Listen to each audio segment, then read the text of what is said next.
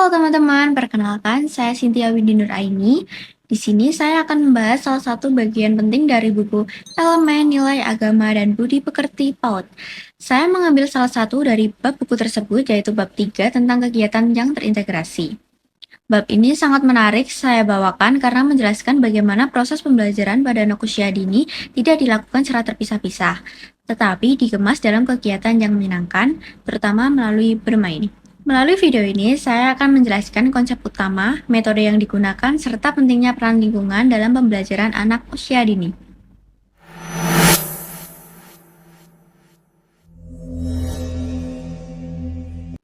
Nah, dari bab 3 ini, saya memahami bahwa pembelajaran pada anak usia dini harus bersifat terintegrasi.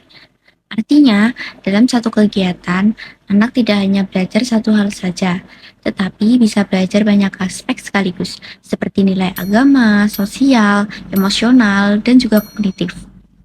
Konsep utama yang ditekankan adalah bahwa bermain merupakan cara belajar yang paling efektif bagi anak. Anak tidak dipaksa untuk memahami teori, tetapi mereka belajar melalui pengalaman langsung yang mereka rasakan sendiri. Nah, sebagai contoh, ketika anak bermain bersama teman-temannya, mereka secara tidak langsung belajar untuk berbagi, bekerja sama, dan menghargai orang lain. Disitulah nilai budi pekerti mulai terbentuk secara alami. Selain itu, ketika anak diajak berdoa sebelum dan sesudah kegiatan, mereka juga mulai mengenal dan mempraktikkan nilai agama dalam kehidupan sehari-hari. Dari sini, saya menyadari bahwa pembelajaran pada anak usia dini tidak harus selalu formal, tetapi bisa dilakukan melalui kegiatan sederhana yang bermakna. Bab ini juga menjelaskan bahwa guru memiliki peran penting dalam merancang kegiatan pembelajaran yang menarik dan sesuai dengan perkembangan anak. Guru perlu menggunakan berbagai media pembelajaran seperti gambar, cerita, alat permainan, maupun benda-benda di sekitar. Media ini membantu anak memahami konsep yang masih abstrak menjadi lebih konkret dan mudah dipahami.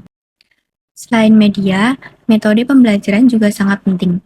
Metode yang sering digunakan pada anak usia dini antara lain bermain, bernyanyi, bercerita, dan eksplorasi. Contohnya, guru bisa menggunakan cerita tentang anak yang suka menolong teman. Dari cerita tersebut, nanti anak itu tidak hanya mendengarkan saja, tetapi juga memahami nilai kebaikan dan kepedulian terhadap orang lain. Dengan metode yang tepat, anak akan lebih aktif, antusias, dan terlibat dalam proses pembelajaran. Hal ini membuat pembelajaran menjadi lebih efektif dan menyenangkan.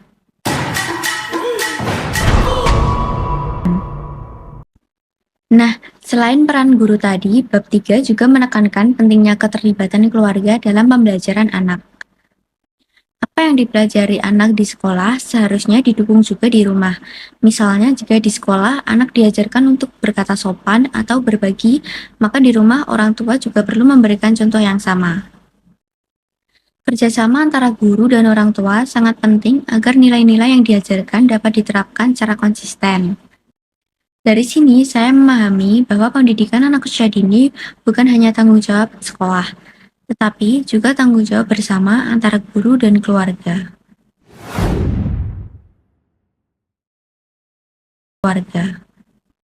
Sebagai penutup dari bab 3 ini, saya menyimpulkan bahwa pembelajaran pada anak usia dini harus dilakukan secara terintegrasi, menyenangkan, dan sesuai dengan dunia anak. Bermain bukan hanya sekedar aktivitas saja, tetapi merupakan sarana utama bagi anak untuk belajar dan mengembangkan nilai agama serta budi pekerti. Saya juga menyadari bahwa peran guru dan orang tua sangat penting dalam mendampingi perkembangan anak, terutama dalam memberikan contoh yang baik. Semoga penjelasan ini dapat menambah pemahaman kita tentang pentingnya pembelajaran yang tepat bagi anak usia dini. Terima kasih.